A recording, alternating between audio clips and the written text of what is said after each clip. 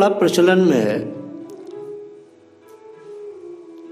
Human being मतलब एक ऐसा शब्द है जो सब लोग, बड़े बड़े दार्शनिक, बड़े बड़े कथाकार इत्यादि सब बोलते रहते हैं, और हम में से हर व्यक्ति को ह्यूमन बीइंग ही कहा जाता है।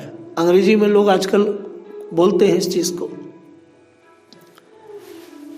यहीं से आज हम अपनी बात को शुरू करते हैं। हम लोग प्रेषिताओं के विज्ञान पर चर्चा कर रहे हैं। मानव नश्वर है, हम नश्वर हैं, कभी भी मर सकते हैं।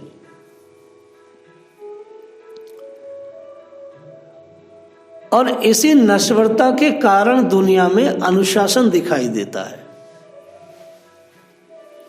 ये नश्वरता बहुत ही सुंदर वस्तु है, क्योंकि हम कभी भी मर सकते हैं। इसलिए हम में से हर व्यक्ति सावधानी भरा व्यवहार करता हुआ दिखाई देता है।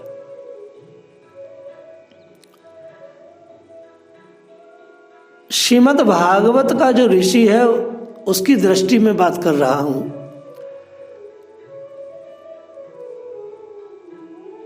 अमरता कोई अच्छी चीज नहीं है कि भाई व्यक्ति जो है अमृत तत्व को प्राप्त हो गया, अमरता है इसके पास, ये मर नहीं सकता। अमरता कोई अच्छी चीज नहीं है। इसीलिए महाराज परीक्षित ने अमृत को स्वीकार नहीं किया कथा अमृत के सामने। देवता अमृत लेके आए, उन्होंने स्वीकार ही नहीं किया कि हम इस तुच्छ सी अमरता का क्या करूंगा, क्योंकि अमरता जो है वो कोई जिंदगी को ज्यादा सुखद नहीं बनाती। नश्वरता है तभी जीवन का आनंद है, नश्वरता है तभी संसार में सौंदर्य है, नश्वरता है तभी पूरा विश्व एक सीध में रहता है। क्योंकि सबको पता है मरना है, और सब लोग मरने से डरते हैं, इसलिए सीध में चलने का प्रयास करते हैं। लेकिन कुछ लोग ऐसे भी होते हैं, बड़े बड़े नगरों में आपने देखा होगा सायंकाल के समय वो लोग अमरता का पेय पी करके, जिसे हम लोग मदिरा कह सकते हैं, और सड़क के बीचों बीच में चलते हैं। क्योंकि जैसे ही मदिरा अंदर पहुंचती है तो वह पशु जैसे मनुष्य अपनी नश्वरता को भूल जाते हैं, मरने से नहीं डरते। मनुष्य नश्वर है, इसलिए वो सही ढंग से जी पाता है और कुछ अपनी जिंदगी में बेहतर कर पाता है कि यार कुछ अच्छा काम कर जाऊं, जिंदगी तो जा ही रही है।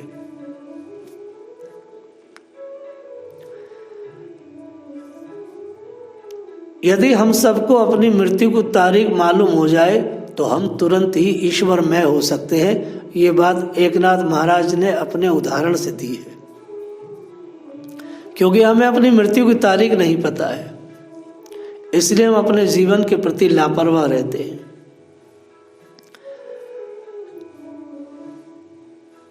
भगवान शिव ने बड़ा सुंदर सूत्र दिया, बेहतर तो सबसे ज्यादा यही है कि अपनी नश्वरता का लाभ उठाया जाए। ये बात पूरे भागवत में फैली हुई है कि किस प्रकार इस क्षण भंगुर मनुष्य देह का लाभ उठाया जाए। यही बात प्रहलाद जी ने भी कही, सबने कही है। नश्वरता का लाभ उठाया जाए, चूंकि हम मरने जा रहे हैं, मर ही सकते हैं, इसलिए कुछ बेहतर करें।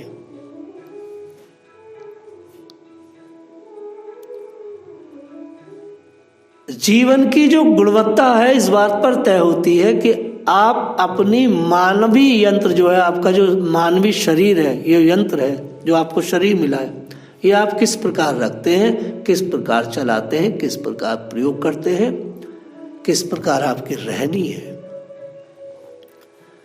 इससे तय होता है किस प्रकार आप इस मानव यंत्र को खर्च कर रहे हैं। मानव की क्वालिटी इस बात पर तय नहीं होती है कि उसके हमारे पास कितना धन है, कितना बल है, कितना बैंक बैलेंस है, कितनी कारें हैं या कैसा बढ़िया घर है। इस बात से मानव की क्वालिटी तय नहीं होती। उसकी क्वालिटी, उसका जो गुणवत्ता है वो अंदर की चीजों से तय होती है। वो रहता कैसे? यदि हम इसको बहुत अच्छे से समझना चाहें तो इसको ऐसे देख सकते हैं कि अगर हम किसी साहूकार की कोठी को देखते हैं कि यार आसपास कैसे लोग रह रहे हैं, कितने पैसे वाले लोग हैं, तो हम सोचते हैं यार वो बहुत उच्च है। नहीं, भौतिक संपदा से मानव की गुणवत्ता को नहीं आंका जा सकता, ऐसा शास्त्र भी कहता है। और ऐसा आज का जो ह्यूमन विज्ञान है, बड़े बड़े फिलोसफर हैं, वो भी ऐसा मानते हैं। जीवन की गुणवत्ता इस बात से तय नहीं हो सकती और ना ही कभी हुई है। जीवन की गुणवत्ता होती है किस बात से तय? कि आप अंदर से कितने आनंदित हैं। आप अंदर से कितने आनंदित हैं, आप अंदर से कितने प्रफुल्लित हैं, आप कितने संयमित हैं, और आपका शरीर में कितनी ऊर्जाएं भरी हुई हैं।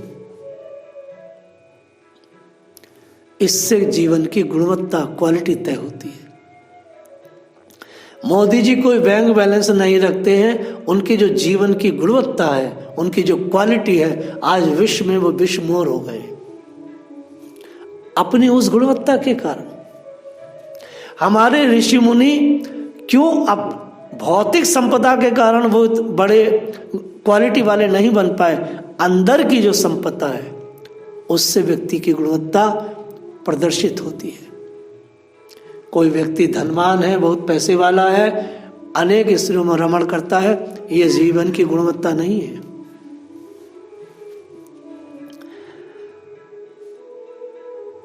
मनुष्य की जो गुणवत्ता है, मनुष्य की जो क्वालिटी है, भौतिक संपदाओं से कभी नहीं आंकी जा सकती।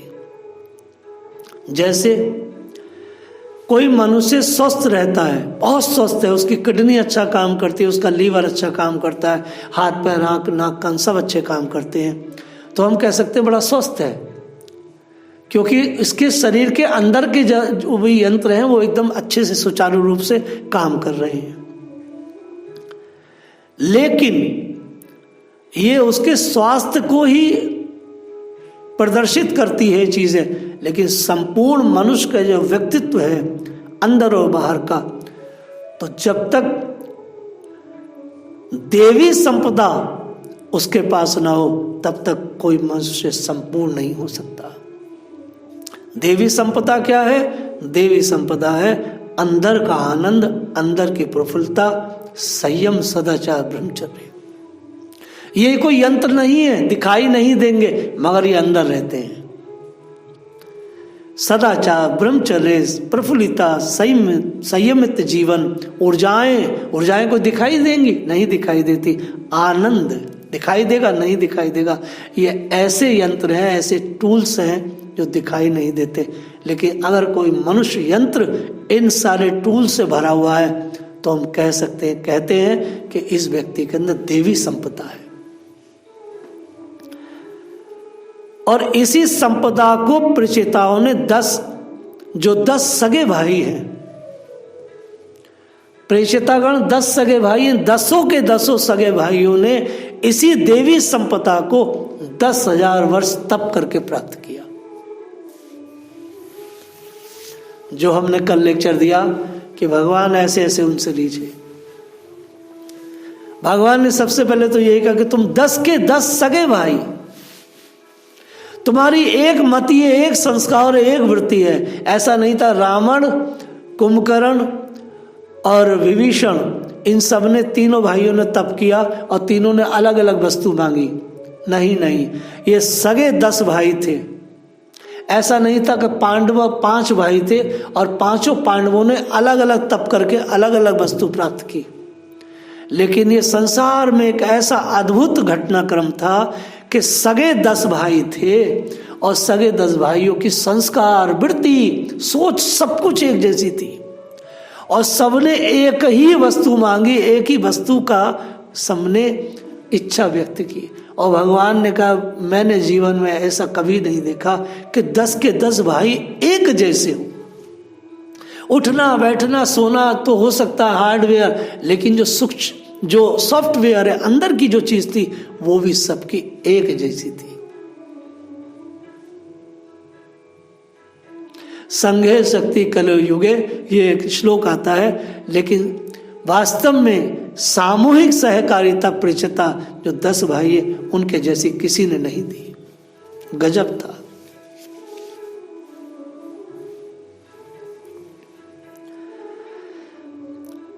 मनु स्वयं भू गर्भ भगवान भवश्य है, ये अन्य तपो ज्ञान विशुद्ध सत्वभा।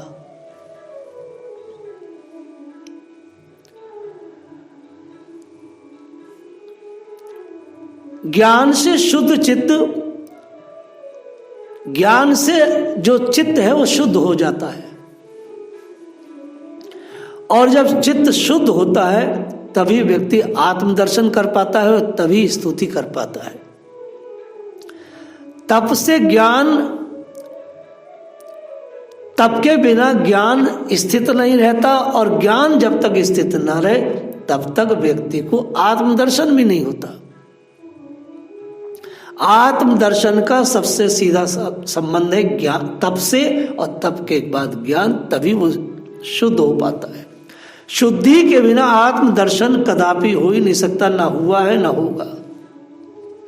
भगवान ने प्रेषिताओं को बड़े भाव से देखा, और उन्होंने जैसा प्रेषिताओं ने कहा था वैसे उनको वर दिया। भगवान ने प्रेषिताओं से कहा कि हे राजपुत्रों, और देखिए कोई ब्राह्मण नहीं है वो प्रेषिता, वो है राजपुत्र है। हे राजपुत्रों, अब तुम विवाह करो।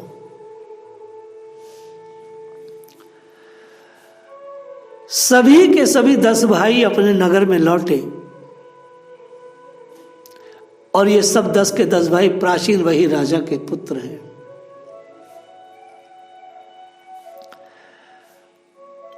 प्रकृति की गोद में पली हुई वनवासी कन्या से इन प्रेषिताओं ने विवाह किया, मरीषा नाम की।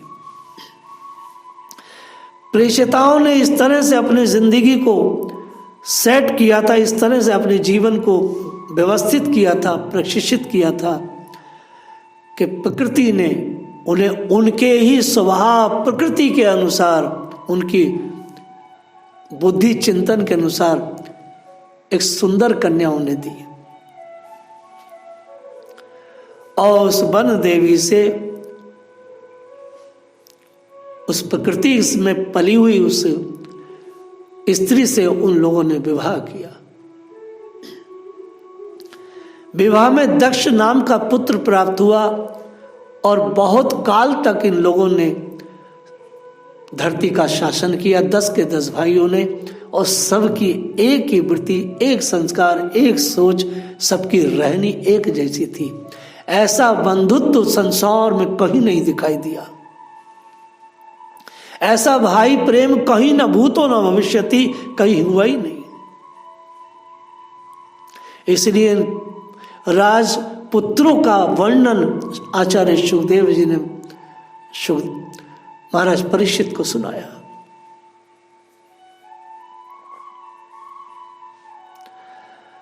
इन प्रेषिताओं के द्वारा जब पुत्र प्राप्त हुआ तो वो इतना तेजस्वी था कि उसने सबकी कांति को छीन लिया। कारण क्या था? क्योंकि ये प्रेषिता ब्रह्म तेज से युक्त थे।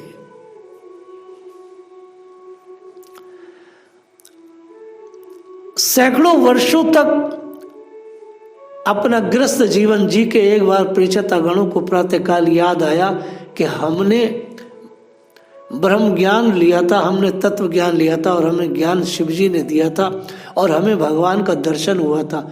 हमारा सब कुछ पूरा हुआ, अब हमें इस सब कुछ छोड़ना चाहिए। लेकिन राजकाज इत्यादि करते हुए प्रेषिता भूल गए थे कि हमने किस तरह से कार्य किया है, कैसे अनुभव भगवान का किया था, कैसे शिव मिले थे, कैसे हमें भगवान मिले थे। प्रेषिताओं को विवेक आया, और जैसे ही विवेक आया उन्होंने अपनी भार्या मरीषा को अपने पुत्र के पास छोड़ करके वो निकल लिए।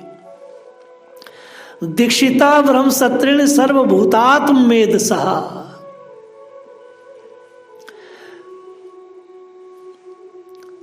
समस्त भूतों में एक ही आत्म तत्व विराजमान, ऐसा ज्ञान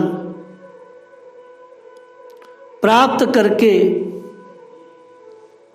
जांजलि मुनि जिस स्थान पर सिद्धि प्राप्त किए थे वहां पर ये सारे के सारे 10 भाई पहुंच गए। भगवान कहते हैं मता स्मृति ज्ञानम पूर्णम चे, मैं मति देता हूं कि अब क्या करना है। समस्त भूतों में आत्म तत्व विराजमान, ऐसा ज्ञान।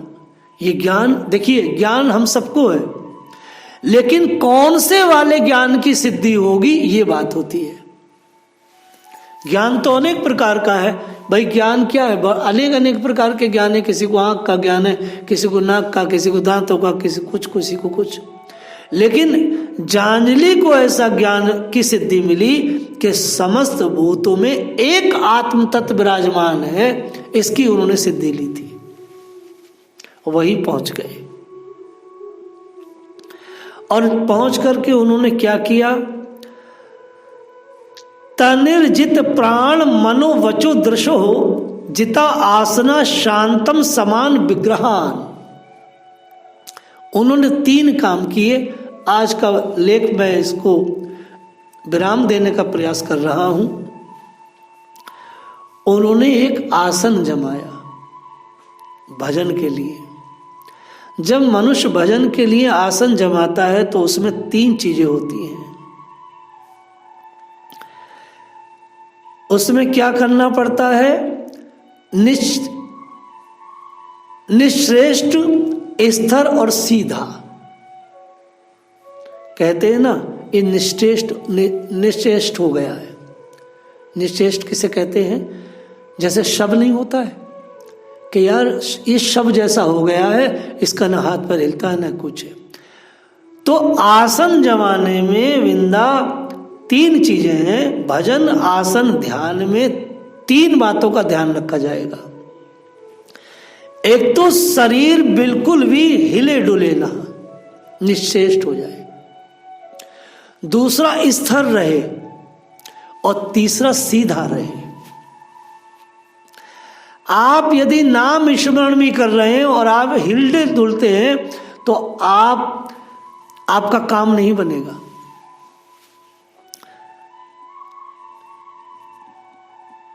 आपको निश्चेष्ट रहना पड़ेगा, स्थिर रहना पड़ेगा, सीधा रहना पड़ेगा। अगर कोई मनुष्य अपने आसन को सिद्ध करना चाहता है तो उसे 3 चीजें करनी पड़ेंगी। ऐसा नहीं वो हिलता डुलता रहे, स्थिर रहना पड़ेगा, सीधा रहना पड़ेगा, और कोई हिले डुले ना। अगर हाथ की मुद्रा ऐसी हो गई तो फिर ऐसे नहीं होना है। गर्दन ऐसे हो तो उसको हिलाना नहीं है, एकदम निश्चेष्ट। जैसे समीक मुनि निश्चेष्ट बैठे हैं और हिल डुल नहीं रहे हैं, और मरा हुआ जान करके मरा हुआ सांप फेंक दिया। अगर आपका आसन जरा सा भी हिल रहा है, गायत्री में आपने जरा सा भी गायत्री साधन कर रहे हैं, आप निश्चेष्ट बैठे हैं और आप निश्चेष्ट मुद्रा से हिल डुल गए, आपका आसन खंडित हो गया। आप सीधे बैठेंगे, आप निश्चेष्ट बैठेंगे और आप स्थिर हो जाएंगे। 10 के 10 भाई ने आसन जमा लिया। 10 ने आसन जमा लिया।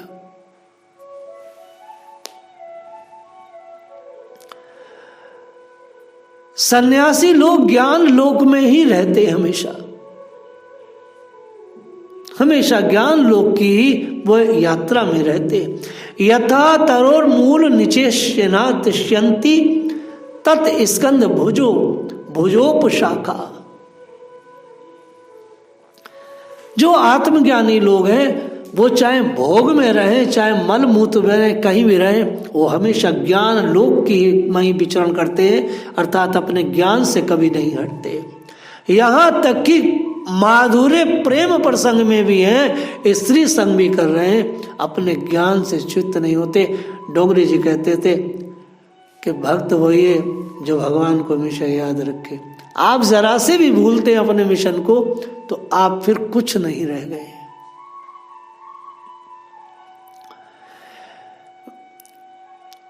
स्तोत्र भूल चुके थे, क्रिया भूल चुके थे, इतना बड़ा कार्य करके आए थे, गृहस्थी भोग के आए थे और रोने लगे।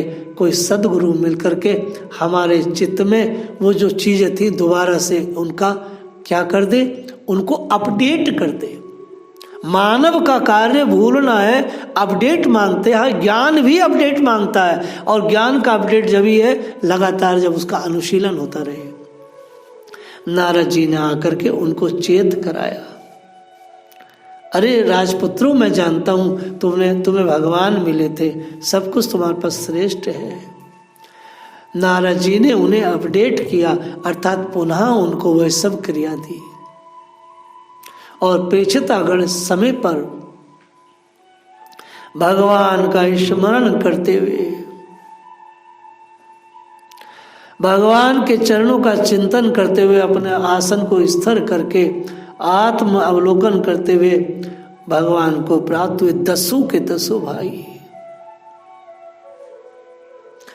संसार में ये 10 भाई इतने स्पेशल हुए, इन्होंने गृहस्थी भी एक साथ भोगी, तप भी एक साथ किया और 10 के 10 भाइयों ने अपना शरीर भी एक साथ एक ही मुहूर्त में त्यागा,